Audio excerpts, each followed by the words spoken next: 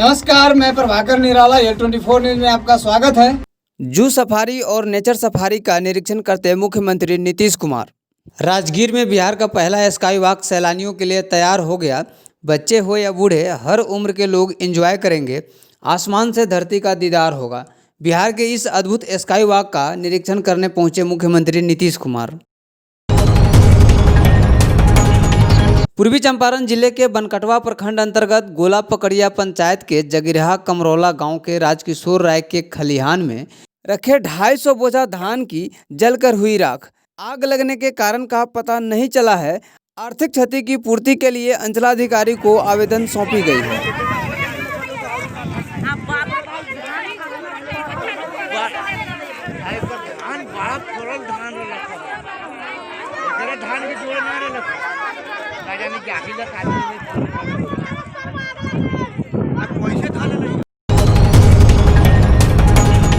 बीते रात विवाह पंचमी के शुभ अवसर पर राम जानकी मंदिर जनकपुर धाम नेपाल में उमर परी श्रद्धालुओं की भीड़। पूरा जनक नगरी दीपों से प्रज्वलित था। वहीं जानकी मंदिर का सजावट लाइट एवं बत्तियों से जगमगा रहा था।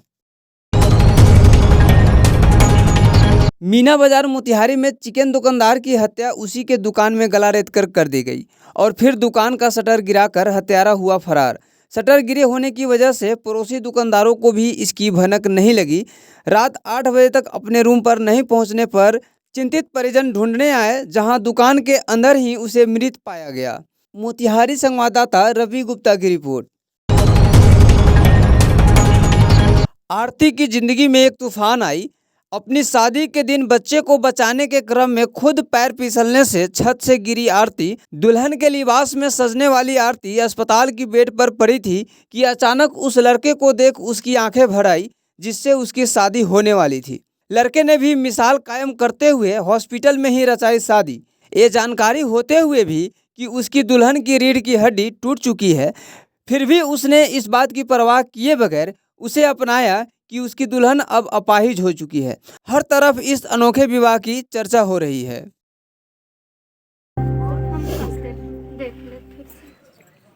चलो तू देख ले। रविवार को अहले सुबह पीएम मोदी पहुंचे दिल्ली के गुरुद्वारा रकाबगंज, जहां सर्वोच्च बलिदान के लिए 9वें गुरु तेग बहादुर को श्रद्धा सुमन अर्पित की। पीएम मोदी रकाबगंज साहिब में मत्था टेका और परम पूज्य गुरु तेग बहादुर को नमन किया। उसके बाद सिख सेवकों से मुलाकात की। सीएम योगी पहुंचे अयोध्या, जहां उन्होंने कृषि मेले का किया उद्घाटन। ममता के गढ़ में अमित शाह का हुंकार। मछली के जगह मगरमच्छ को फांस लिया तो वाजिब है कि समंदर पर इस बार राज बीजेपी करेगी।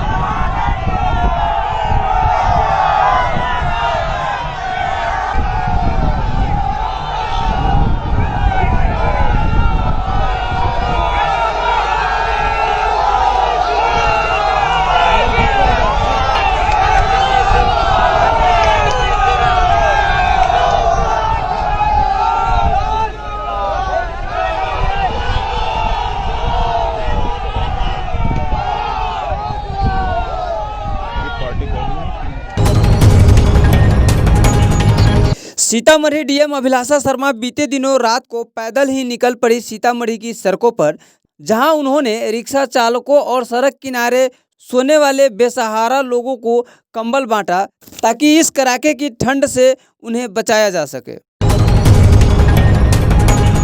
पूर्वी चंपारण में अब तक 8,058 केस कोरोना पॉजिटिव के पाए गए हैं, जिनमें 7942 ठीक हो चुके हैं। 36 की मृत्यु हो चुकी है और 80 इलाजरत हैं।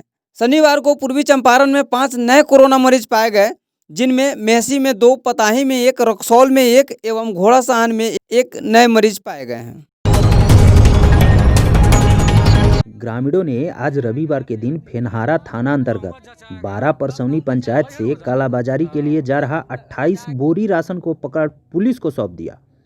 उक्त राशन पिकअप पर लदा हुआ था। ग्रामीणों का कहना है कि राशन गैबंदी के डीलर रीना पासवान का है। स्थानीय युवक अनुज कुमार राणा ने बताया कि 2 महीने का राशन आया था, जिसमें डीलर ने 1 महीने का राशन घपला कर लिया था और वहीं राशन महेश्वर नाम के ग्रामीण के दरवाजे पर रखा गया था, जिसे आज डीलर बेचने के लिए व्यापारी के पिकअप से लेकर जा रहा था। मौके पर ग्रामीणों ने पिकअप ड्राइवर से उक्त राशन के बारे में पूछताछ किया। पूछताछ करने पे पता चला कि राशन गयबंदी के डीलर रीना पासवान का है। फिर ग्रामीणों ने गाड़ी को रोक लिया और इस बात की जानकारी थाना प्रभारी ध्रुव नारायण सिंह को दिया, जहां मौके पर पहुंचकर ध्रुव नारायण सिंह ने गाड़ी के साथ साथ पिकअप को हिरासत में ले लिया। उसके बाद से लगातार ग्रामीण बीडीओ साहब को संपर्क करने का कोशिश कर रहे हैं, लेकिन उनका फ़ोन स्विच ऑफ बता रहा है। तो वहीं ध्रुव नारायण सिंह ने ग्रामीणों को आश्वासन दिया कि जांच पड़ताल की जाएगी और किसी भी तरह का इसमें त्रुटि पाया गया तो डीलर के खिलाफ उचित कार्रवाई की जाएगी। अयोध्या में बनने वाला मस्जिद का डिजाइन तैयार हो गया है। 26 जनवरी से होगा मस्जिद निर्माण का कार्य शुरू। मोतिहारी के NH 28 पर चंद्रहिया में कार और टेम्पो की भीषण टक्कर में 2 की मौत और 5 घायल। घटना मुफस्सिल थाना क्षेत्र के चंद्रहिया की है, जहां NH 28A पर तेज रफ्तार से आ रही कार एवं टेम्पो में टक्कर हुई, जिसमें एक महिला समेत 2 की मौत घटनास्थल पर हो गई। साथ ही 5 टेम्पो यात्री घायल हो गया, जिसका बेहतर इलाज के लिए सदर अस्पताल मोतिहारी भेजा गया है। टक्कर में कार काफ़ी क्षतिग्रस्त हो गई। कार के आगे और बगल वाली भाग पूरी तरह क्षतिग्रस्त हुआ है। कार चालक एवं टेम्पो सवार को काफ़ी चोटें आई हैं। घायल यात्री को सदर अस्पताल मोतिहारी में भर्ती कराया गया है। तो दूसरे तरफ टक्कर में टेम्पो के परखच्चे उड़ गए। टेम्पो की आगे का भाग टक्कर के कारण पीछे तक सिमट गया। मामला मुफस्सिल थाना क्षेत्र के चंद्रहिया के समीप की है, जहां पर टेम्पो चालक की मौत हो गई, वहीं टेम्पो में सवार करीब 20 वर्षीय लड़के की मौत हो गई। मौके पर मुफस्सिल थाना क्षेत्र रोहित कुमार ने पुलिस बल के साथ घटनास्थल पर पहुंच घायलों को सदर अस्पताल भर्ती कराया। मोतिहारी से संवाददाता रवि कुमार गुप्ता की रिपोर्ट।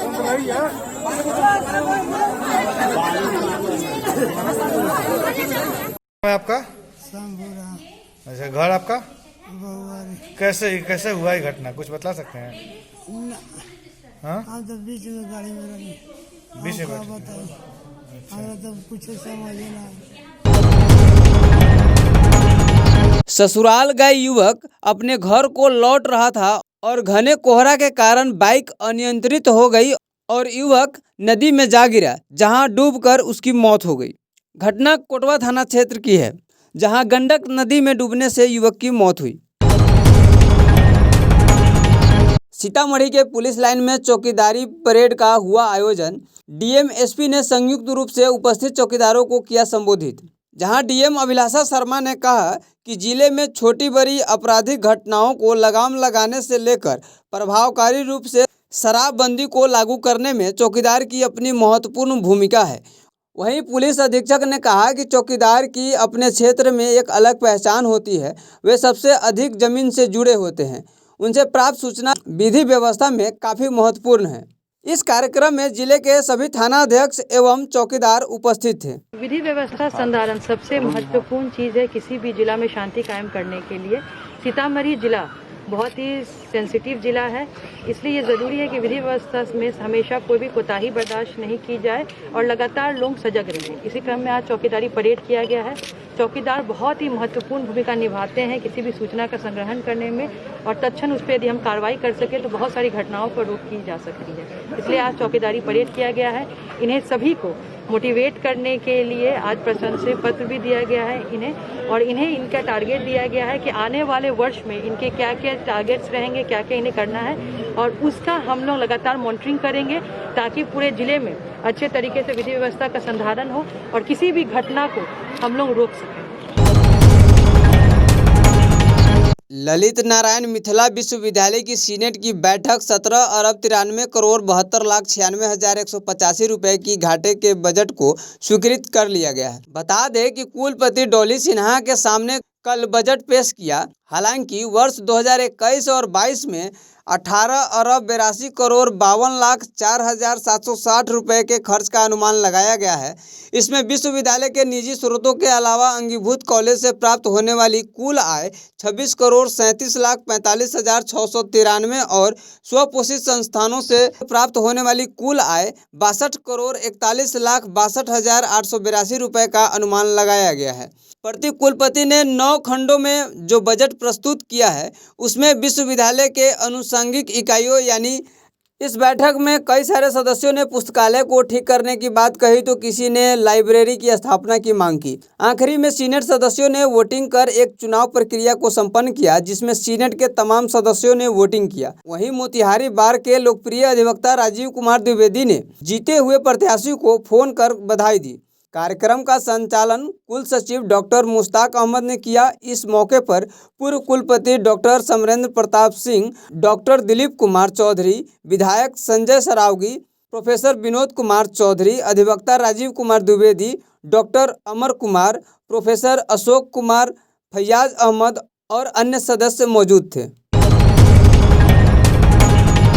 बिहार के सभी सरकारी स्कूलों पर सवालिया निशान पैदा करता हुआ यह स्कूल समस्तीपुर का है, जिसके लिए कोई स्पेशल बजट का इंतजाम नहीं होता है और फिर भी बिहार के सभी स्कूलों में सबसे सुंदर, स्वच्छ और साफ सुथरी ये तस्वीर जो नज़र आ रही है ये समस्तीपुर विद्यालय की है, जिसे देखने के बाद बिहार के सभी सरकारी स्कूलों पर सवालिया निशान खड़ा हो जाता है।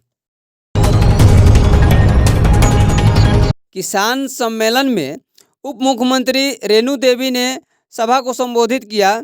वहीं मंत्री प्रमोद कुमार एवं पूर्व केंद्रीय मंत्री राधा मोहन सिंह ने भी सभा को संबोधित किया और किसान बिल के बारे में किसानों को जानकारी देते हुए किसान बिल को किसान के पक्ष में बताया। इस शीतकाल में ठंड अपना पैर पसार चुका है और इसमें उत्तर बिहार पूरी तरह ठंड से घिर चुका है, जिसमें मोतिहारी, मुजफ्फरपुर, बैरगनिया, समस्त तिरहुत में कड़ाके की ठंड के कारण अब गर्म कपड़ों की जोर शोर से खरीदारी हो रही है और लोग सड़कों पर ऊपर से नीचे तक पूरी तरह गर्म कपड़ों में लिपटे नजर आ रहे हैं। पटना के कुम्हरार रोड में गैस के अवैध दुकान में सिलेंडर ब्लास्ट होने से एक की मौत हो गई और 2 गंभीर रूप से घायल हो गए। घटनास्थल पर तेज आवाज के कारण चारों तरफ अफरा तफरी मच गई।